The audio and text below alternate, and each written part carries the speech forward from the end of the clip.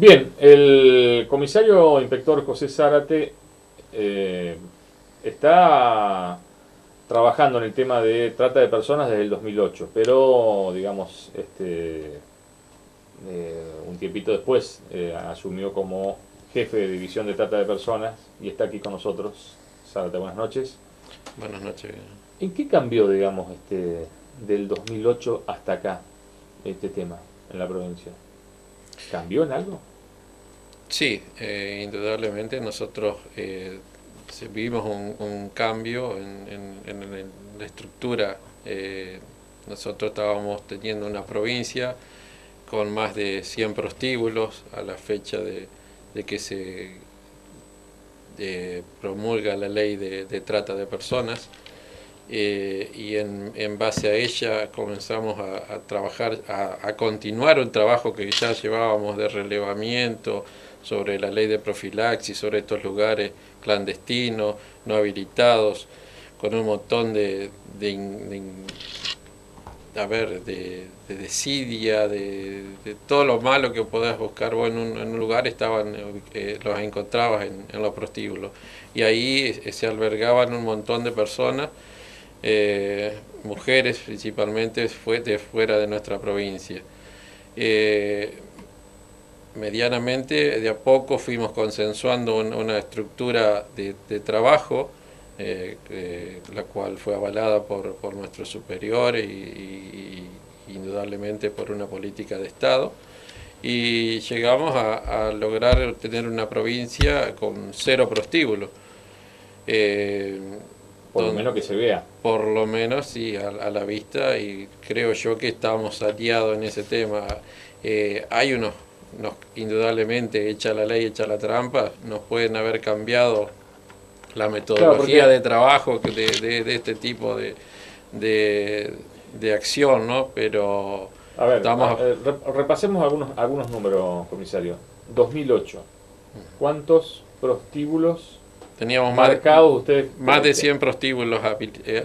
Más de 100 prostíbulos. Y de esos 100, ¿cómo era más o menos la distribución? Costa del Uruguay. Costa del Uruguay en su mayoría, tenías desde 14, 15 desde Federación, 8, 9 en Concordia, Uruguay igual cantidad, Gualeguaychú. Después se desplazaban por Victoria, unos 8 o 10 en zona de Paraná y Paraná Campaña, y después 2 o 3 en las distintas ciudades del interior como Nogoyá, Tala, Feliciano, La Paz, Villaguay.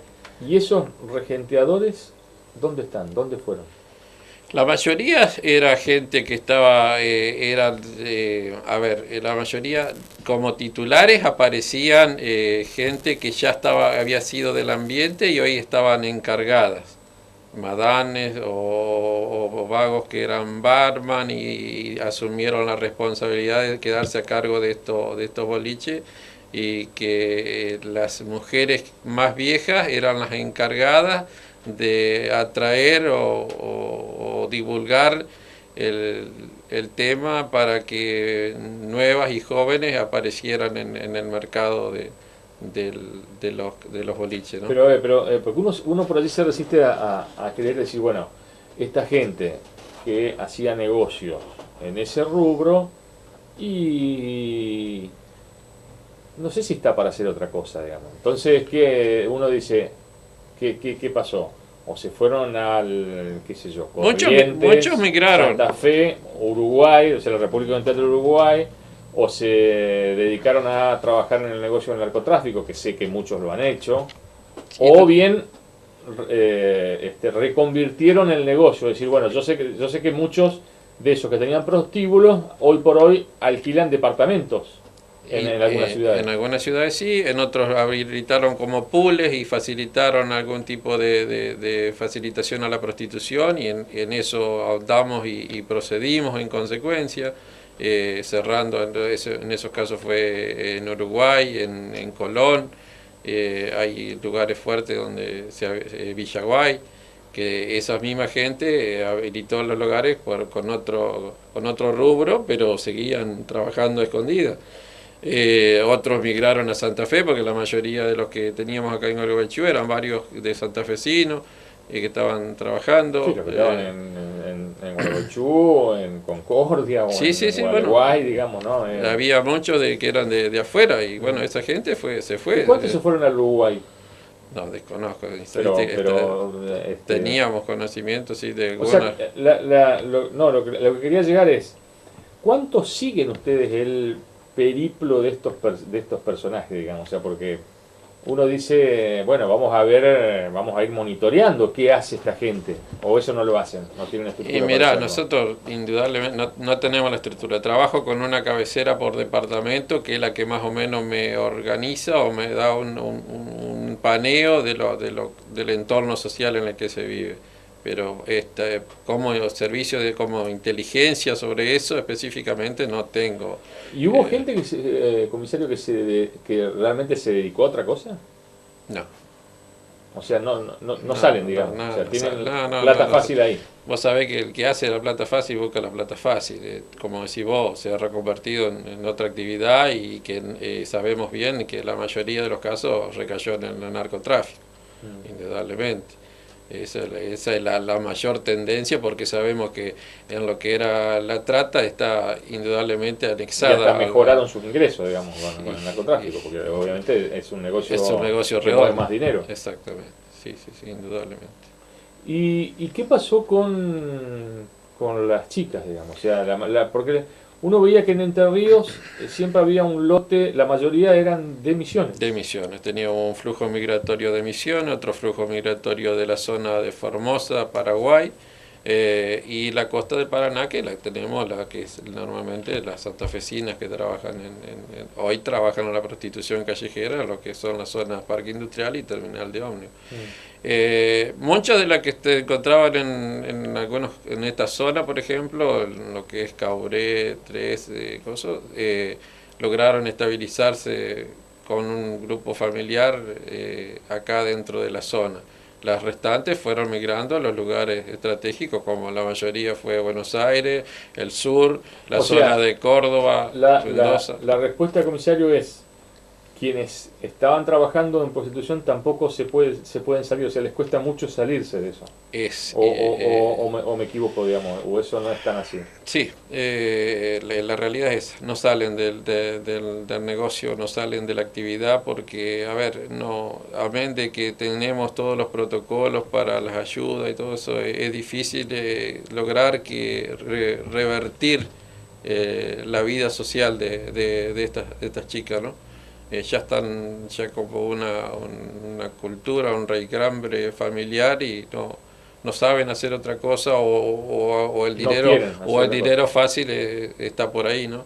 Mm. Entonces es luchar contra la nada misma, ¿no? Porque hoy trabajás en retirarla de estos lugares y mañana la vas a encontrar en una esquina porque necesita para bancar el plato de comida de la familia. Mm. ¿Y cuánto se vivió, digamos? Porque por un lado uno hay que reconocer de que hubo una política muy firme del kirchnerismo en esto, que se trasladó también a la provincia, eh,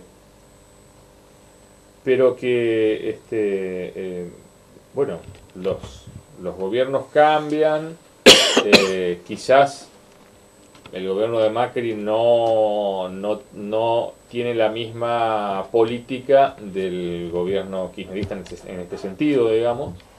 Eh, Quizás no haya un mensaje, porque uno veía que había un mensaje muy firme y contundente y de seguimiento de los funcionarios nacionales vinculados a esto sobre fiscales y jueces federales, ¿no? Eso eh, incluso me parece que ayudaron mucho los fallos que hubo, las condenas muy fuertes que hubo sobre estos personajes, ¿no? Sí, exactamente. Nosotros, nuestra estadística da que los procedimientos que se hicieron, todos en la provincia, todos salieron condenados. La mayoría y los que no están procesados, listos para el juicio final. O sea, y bueno, nosotros seguimos andando en estructuras de investigativas que en cuanto a la facilitación, si no bien a la trata, sino a la facilitación, y hemos logrado desde lo ordinario también condenas como la de Caudana, como la de Sandra Mendoza en las zonas rojas que querían apropiarse de este mercado y bueno, con las investigaciones y el aval de la justicia fueron contundentes. Y la gente cambió, comisario, porque uno sabe que si existen estas ofertas es porque hay Hay consumo. quienes consumen, digamos. O sea, La sociedad nuestra es bastante hipócrita, me parece, en querer hacer ver una cosa y la realidad es otra, porque indudablemente el flujo, cuando vos vas a la zona, a las zonas rojas, ves permanentemente el movimiento de pase que tienen las chicas en las zonas donde estaban trabajando, o sea que no mermó para nada el consumo o sea, indudablemente una sociedad consumista de este tipo de actividad, ¿no? uh-huh. eh, esta división de trata de personas de la policía de Entre Ríos, ¿la tienen las policías de Corrientes, Santa Fe? Santa Fe tiene una división, también tiene Salta, con la cual fuimos una de las dos principales provincias que se iniciaron, ni bien se promulgó la ley, y después fueron apareciendo las otras provincias teniendo una división específica para interactuar sobre esta temática. Uh-huh. Pero, por ejemplo, en Santa Fe, ¿cuánto pudieron avanzar? O sea, ¿pudieron avanzar como acá o les resultó más difícil? No, les resultó más y les sigue resultando difícil porque luchan contra un sistema muy complicado. Los muchachos yo tengo mucho contacto con la gente de Santa Fe, muy fluido y muy bueno, y ellos dicen de que por ahí se les torna difícil luchar contra el sistema mismo policial a veces en esta lucha. El juego y la prostitución siempre crecieron de la mano de policías corruptos. ¿Estamos de acuerdo en eso? Sí, estamos de acuerdo. ¿Cuánto cambió el concepto en el hombre policía sobre esto? Yo creo que mucho. Yo creo que mucho. Esa no es una respuesta corporativa, ¿no? No, yo creo que mucho. Yo y mi grupo de trabajo hemos hecho un cambio de paradigma y hemos tratado de hacer hincapié en todas las departamentales, en todo nuestro delegado, el compromiso hacia la lucha contra la trata y contra lo que es el juego. Así que estamos trabajando a full con el respaldo indudablemente de nuestros superiores y con el conocimiento de la justicia, lo cual hasta el momento en ninguna oportunidad nos ha negado ningún procedimiento. Usted hasta acá me está hablando de departamentales, digamos, y las escuelas de policía, tanto de agentes o de oficiales. Y tienen su currículum de trabajo para eso. También está, o sea, todo se va ayornando desde el principio hasta el final, está ayornado a la estructura esta de sensibilizar al cadete desde su inicio en toda esta problemática. No te olvides de que tenemos un gran problema social que aparece hoy como el tema de la violencia de género, y nosotros dentro de nuestra estructura no nos podemos permitir o dar el lujo de tener policías violentos. ¿Y qué pasa con esos policías? ¿Ya se van decantando solos? Yo creo que sí, que van cayendo por su propio peso y creo que ya van quedando fuera del sistema, porque creo que el policía de hoy tiene otra visión sobre lo que es la problemática, lo trata de ver desde otro punto, de visualizar con más sensibilidad, con ver al otro en la problemática, ¿me entendés? Porque a veces lo que pasa es que la sociedad no ve la necesidad que tiene el otro y eso hace que nos olvidemos de lo que está pasando a nuestro alrededor. Y el policía como servidor social creo que sí o sí tiene que estar viendo lo que pasa en su entorno. Sin olvidarse de que es parte de la misma sociedad, ¿no? En el 2008, ¿cuántos hombres tenía la División Trata de Personas? Y nosotros trabajábamos con 12 personas en nuestra estructura. Y 8 años después, ¿cuántos son? 12. ¿Y no es un error eso? Y bueno, es lo que se ha dispuesto. Pero por eso, pero no. Tendríamos que haber mejorado, pero bueno, el sistema así lo ha dispuesto. Tendríamos que haber mejorado indudablemente a los tiempos que hoy estamos transcurriendo. En estos años que ha estado, ¿cuál fue el episodio más difícil que le tocó vivir? En general, sin hablar de trata, el tema estoy hablando de situaciones que haya intervenido. Tuve dos episodios que hoy me vuelven al tema que tengo vigente, que son los temas de Josefina López, Priscila Harman, y hoy por hoy el tema de la desaparición de esta chica, Gisela López. La chica de Santa Elena. De Santa Elena. Son cosas que por ahí a la Priscila Harman es la chica de San Benito. De San Benito. La primera. Y la Josefina la de Concordia. Ajá. Estuve trabajando en los casos y bueno, y ahí uno ve o aprecia la desidia que hay, la gran desidia que hay, la gran, a ver,